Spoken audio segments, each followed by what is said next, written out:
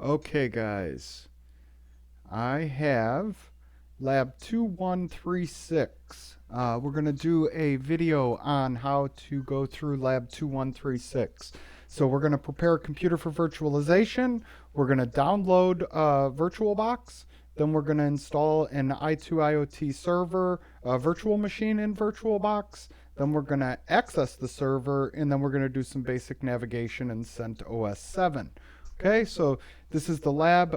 It shouldn't take too awful long, so hopefully it won't take very long. But I'm going to show you guys how to get through everything.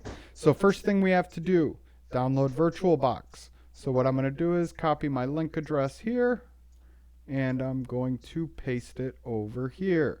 So this is going to pull up VirtualBox, okay, and the download suite for whatever operating system platform that you have.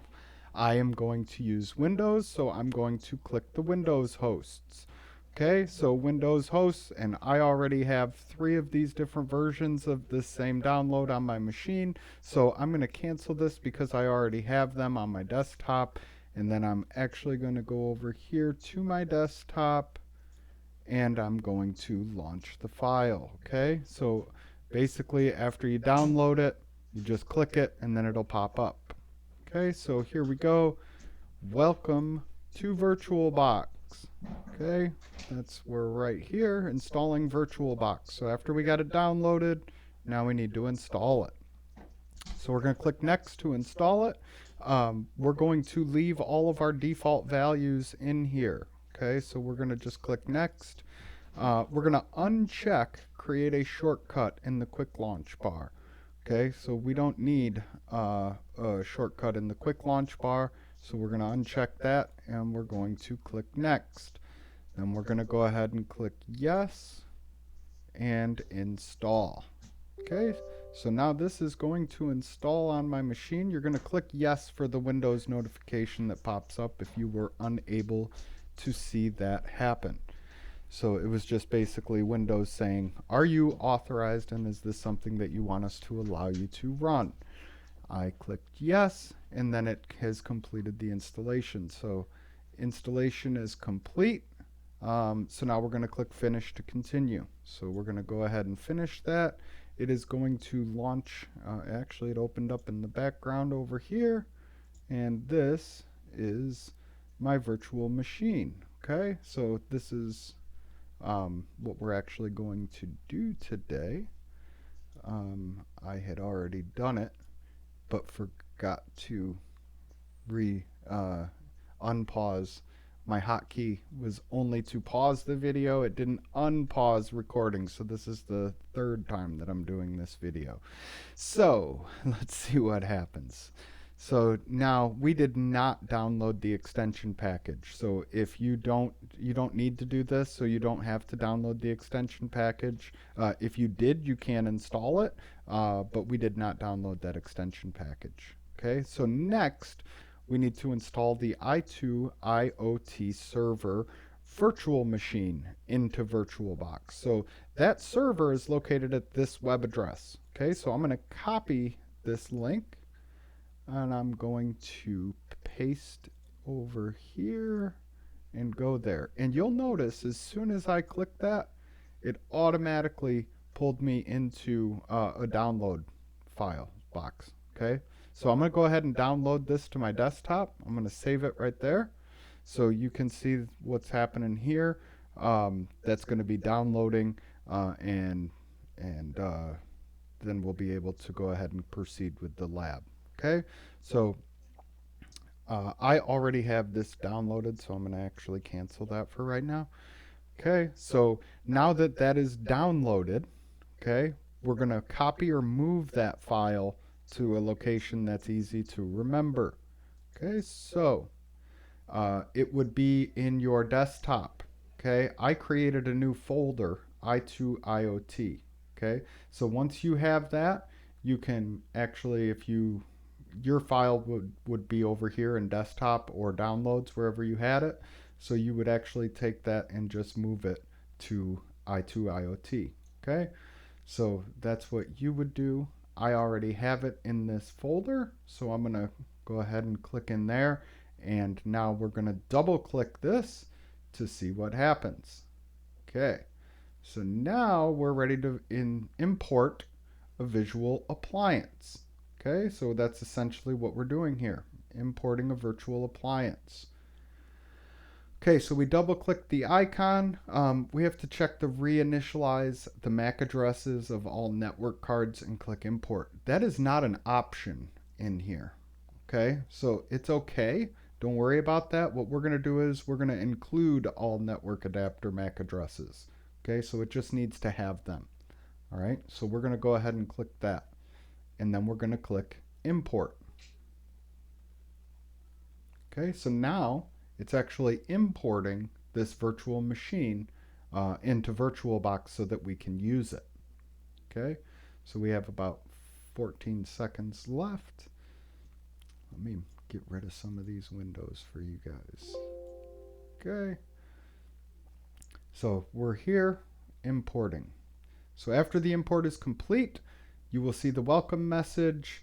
And notice that the i2 IoT VM is on the left pane of VirtualBox with the status of powered off. Okay, so I'll show you what that means over here as soon as this finishes. So I have a Ubuntu machine. So this is essentially, these are all of the different machines that you have in your VirtualBox. Okay, so essentially VirtualBox is one box that'll allow you to open or create multiple different virtual machines. Again, these are not hardware machines, they're just virtual. So they're taking my system resources that I have on my computer. It is basically taking some of those or a portion of them, and it's allowing them to run a virtual machine. So there's no hardware required for it. It's just its own little entity. So if something happens, then we just delete the machine, and no harm, no foul, right? Okay, so these are the different machines that I have installed. Okay, I have Ubuntu, i2IoT, and i2IoT GUI 1. Okay, so let's proceed to part 3. And you'll also see the status here is powered off. So as soon as we power that machine on, it'll change that to powered on. So here we have to make initial configurations. So we're going to highlight the VM by clicking the VM icon on the left pane. So we click this icon, and then we click on settings. Settings are over here. So let's explore these settings a little bit. Okay, so we have our basic settings, our name, the type. So this is a Linux machine that's running Red Hat 64-bit. Okay, we can look at some of our advanced information here. So shared clipboard is disabled. What do you think a shared clipboard would allow you to do? I think that would allow you to copy something from my actual physical machine. Okay, so from here I could copy it right here, and then I would actually be able to paste it in my VirtualBox. So it would actually share that clipboard. Okay, same thing with drag and drop. It would allow me to drag a file from my actual physical machine, and it would allow me to put it and drop it into my virtual machine. Okay, so that's some of what that's for. Right, so then we're going to go into system, and we're going to look at this a little bit here. Okay, so our base memory is about 4 megs of RAM. Okay, so this is using 4 megs of my physical machine's RAM to run my virtual machine. Okay, now if I wanted to change that, see, I have a lot of RAM. I have like 25 or 26 gigs of RAM in here. So I could actually apply a heck of a lot more RAM in here if I wanted to. Okay, but I don't need to, so I'm not going to. So I'm going to leave it over here, because what happens is the more RAM you dedicate to your virtual machine, the less RAM you have accessible to your physical machine. Okay, so if I were to use all 25 megs of RAM for my virtual machine, my physical machine would not be able to run. Okay, so it wouldn't be able to run. It would be it would bog down my RAM, wouldn't be accessible for my physical machine to run my virtual machine. Okay, so you want to make sure that that is not, you don't have too much RAM allocated to your virtual machine. The same thing with the processor. Okay, so I only have one CPU core that's dedicated to my virtual machine, and I have 8 CPU cores here available. Okay, so I can increase that a little bit to 2 if I wanted to. Okay, and then I can do that. So I will do that actually, and I'll hit OK, and that's all right. Okay, so that's essentially what was going on here in step D. I may have given you a little additional information than what they had, but that's okay. Okay, so now we click OK to close the settings. Now we need to power on our virtual machine. Okay, so we noticed before that this machine is powered off. Okay, so we're going to select this, make sure it's highlighted, okay, or I could select another machine if I wanted, but this is the one I want to show you. So to power it on, we're going to click Start. Okay, so here is now my virtual machine is essentially booting up. Okay, so once the VM is powered on, the login window will appear. Okay, read the 2 warning messages. You can close the messages by clicking the X icon. That's from down here in step C. So you have the auto capture keyboard option turned on. This will cause the virtual machine to automatically capture. Okay. The virtual machine reports that the guest OS does not support mouse pointer integration in the current video. Okay. We're going to close those out. Okay, so we read them and then we closed them. Okay, then we're going to click in the screen. A message about mouse operation appears. So watch what happens when I click inside here. Okay, it didn't pop up. So there's a setting in here that says essentially, see how my mouse, as soon as I clicked inside of the machine, I am no longer able to access my mouse on my other programs. Okay, so there's a hotkey or a host key that is right control. So if I press my right control button, that gives me my mouse back. Now I can go to all of my other applications. Okay, so that's what that was saying. One of those warning messages was saying. Here's what it would look like. I think when I was using it before, I clicked the do not show this message again.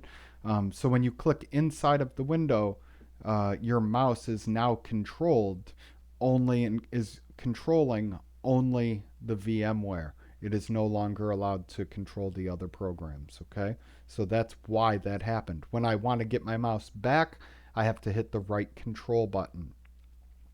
Okay, and that's what this is going to say right here. So the VM has enabled the screensaver feature. We're not going to sit here for 5 minutes to try to wait and see what happens there. So if you want to test that on your own, you are more than welcome to sit for 5 minutes and not do anything and allow that to show up. So to get into the working screen, click in the window and move the mouse pointer upward while holding the left button. The login screen is shown under step B above. Okay, so I'm going to go in here and we are going to click IoT user. There is no password for IoT user, so we should be good there. And that is going to boot up our virtual box, okay, or our virtual machine, excuse me. Okay, that's the standard in the middle of the screen. Okay. So now you can see this is CentOS 7 right here. CentOS 7. Okay, right there. You can see it. So that's what version we're running. So now we're inside of our operating system. Okay. So let's navigate this a little bit. Okay, so first thing we need to do, test our network connection. Kind of important.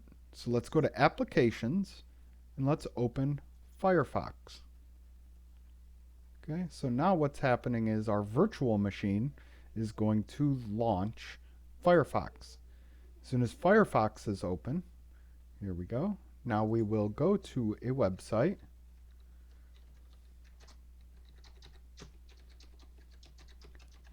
Google.com, and let's see if we have connectivity.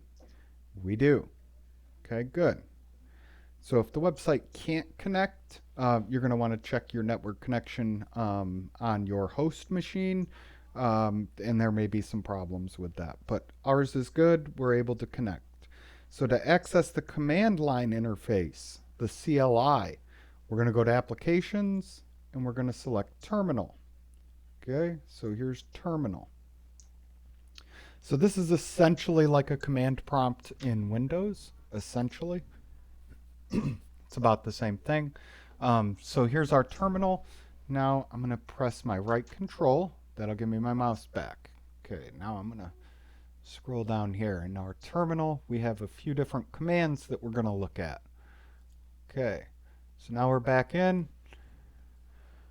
All right, use the pwd command to display the current directory. So I type in pwd, we're going to hit enter, and it's going to show us our current directory. Home, IoT user localhost. Okay, so we're back on there.